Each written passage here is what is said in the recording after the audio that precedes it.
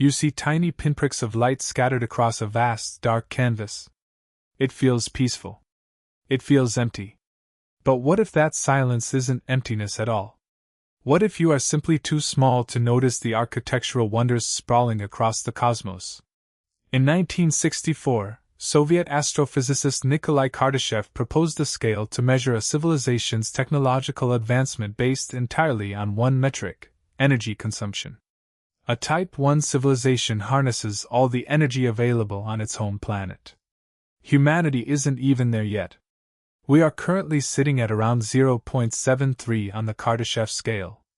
A Type 2 civilization harnesses the total energy output of its entire star, constructing megastructures like Dyson swarms that wrap around suns. And then there is Type 3. A Type 3 civilization controls the energy of an entire galaxy. We are talking about billions of star systems, trillions of worlds, and megastructures engineering spacetime itself. To a Type 3 civilization, harvesting a star is as routine to them as you flipping on a light switch is to you. So what happens if humanity actually meets them? To understand this, you have to discard everything you have ever seen in science fiction movies. There will be no grand space battles with laser beams flashing across the void. There will be no tense diplomatic meetings between foreign presidents and alien ambassadors in slick silver robes. The reality of meeting a Type 3 civilization is far stranger. And far more humbling. Consider how you interact with an anthill when you build a highway. You do not hate the ants. You do not declare war on the ants. You do not draft up peace treaties or negotiate trading rights for their twigs and leaves. You simply run the bulldozer through the dirt because the highway needs to exist. Theoretical physicist Michio Kaku often points out that the danger to the anthill isn't malice. It's sheer irrelevance. If a Type 3 civilization enters our solar system, they might not even register our presence on Earth. Their ships, if you can even call them ships, would not look like metallic rockets. They would be planet-sized stellar engines, or self-replicating von Neumann probes using our outer asteroids as raw assembly materials. They might strip Jupiter for hydrogen without ever descending into our atmosphere to say hello.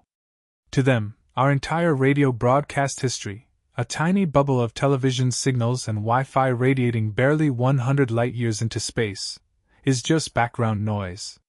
It is the faint buzzing of a mosquito 3 miles away. Scientist Freeman Dyson suggested that advanced civilizations would eventually alter the light of their host galaxies entirely. If a Type 3 species is harvesting entire spiral arms of stars, they would trap visible light and emit waste heat in the mid-infrared spectrum. When astronomers on Earth look through infrared telescopes like the James Webb Space Telescope, we might not see green glowing aliens. We would see vast voids where stars ought to be shining, glowing faintly in thermal radiation. We wouldn't see an empire. We would see shadow geometry written across the night sky. Now ask yourself, what if they do decide to pay attention to us? If a Type 3 civilization actually chose to communicate, the information transfer would break human culture overnight. Philosopher Nick Bostrom warns that contact with an ultra-advanced intelligence presents what he calls an existential risk. Not because they would incinerate us with ray guns, but because of the psychological and societal collapse that follows absolute technological asymmetry. Every religion, every economic system, every scientific textbook you have ever read would instantly become primitive folklore. Imagine handing a smartphone to an ancient Roman soldier. He wouldn't learn how to program an app. He would worship the glowing rectangle as a divine object, or lose his mind trying to process the concept of digital networks. The gap between a Type 3 civilization and modern humanity is not a gap of a few hundred years. It is a gap of millions of years of continuous technological evolution. Dr. Claudio Maccone, a mathematical physicist working on SETI protocol, calculated that the statistical probability of two interstellar civilizations being at the same technological level is essentially zero. If we meet anyone out there, they will either be microbial pond scum or functional gods. There is no middle ground. If they are gods, how do they treat us? Sociologist Arthur Harkins coined the term xenology to explore how humans might cope with non-human intelligences. He suggested that an advanced entity might treat us with a form of cosmic stewardship. They might quarantine our solar system entirely, placing Earth inside an invisible technological park. This is known as the zoo hypothesis, proposed by astronomer John Ball in 1973.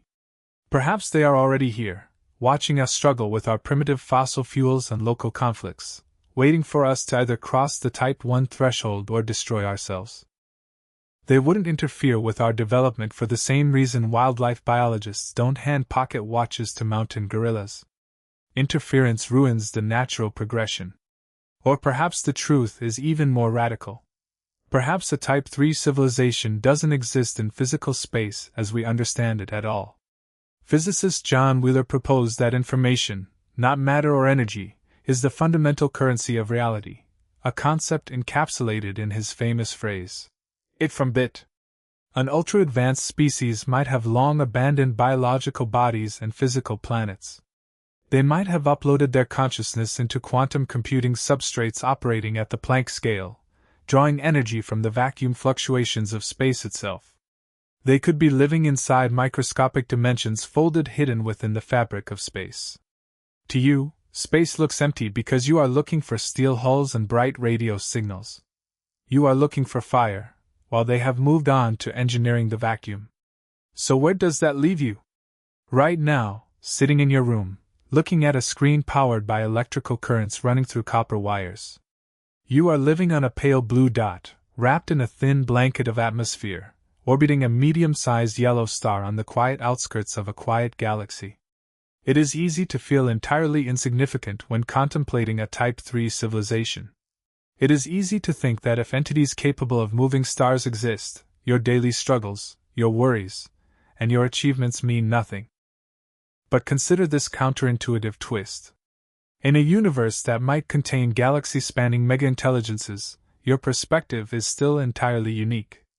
A Type 3 civilization may possess the power to move star systems, but they do not possess your exact experience of being human at this precise moment in time.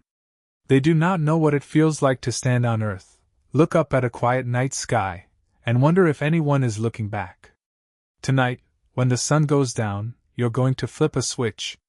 Light will flood the room, and you won't think twice about it. You are using the energy of your world to push back the dark.